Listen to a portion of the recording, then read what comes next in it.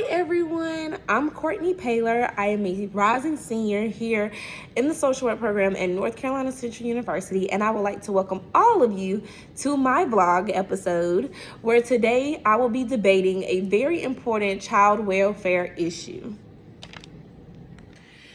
So, welcome again to this episode where I'm going to be debating on a child welfare issue that I feel is not enough light shined on, which is the family separation crisis within the U.S. So, I know what you're thinking. What exactly is the family separation crisis? Why is it so important to the child welfare system? And why is it so important to us as African Americans and to our community? In the United States, families that are struggling with poverty are often given the same consequences as someone who has been charged with neglecting their children. I'm going to reiterate that one more time.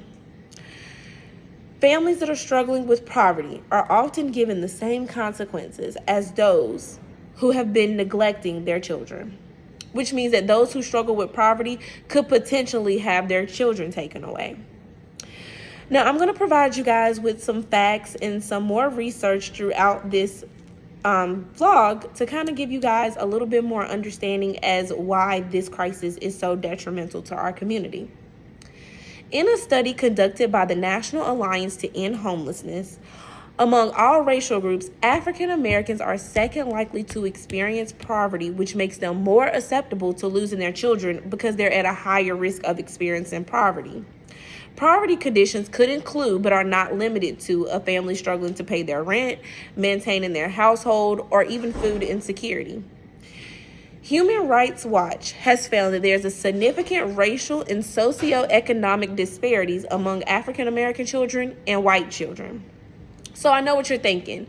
What exactly does that mean for our community? So that means that we are disproportionately affected than white Americans because we have certain experiences such as maybe struggling to pay our rent, job loss, being able to maintain our household, sometimes struggling from food insecurity. And because we struggle from those societal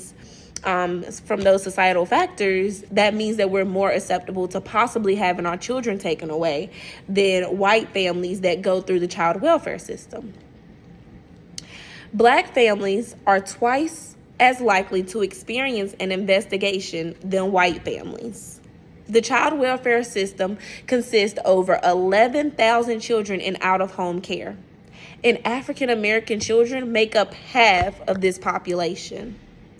Studies have shown that the number of African American children in welfare are due to the economic and societal factors such as losing a job, experiencing homelessness, or a food insecurity that could contribute to them experiencing poverty. So all of these are life issues that you and me could struggle and go through, but because we're African Americans, we're more likely to have an investigation pinned upon us or recommended to child welfare because we're going through this. While white Americans could be possibly going through the same issues, but they're more than likely to slip through the cracks of the system. And that is where the major issue comes in at.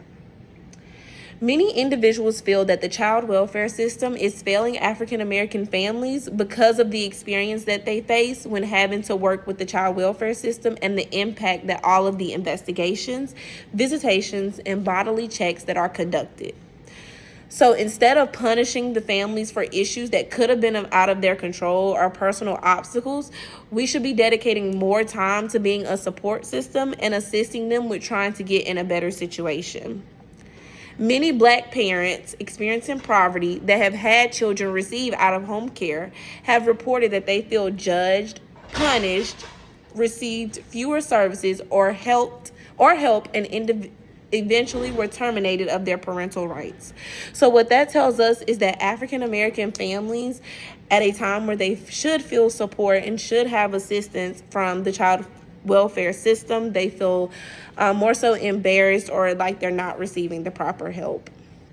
This issue, I feel, is very disappointing as a future social worker because this contributes to the stereotypes that all we want to do is take children away from their families.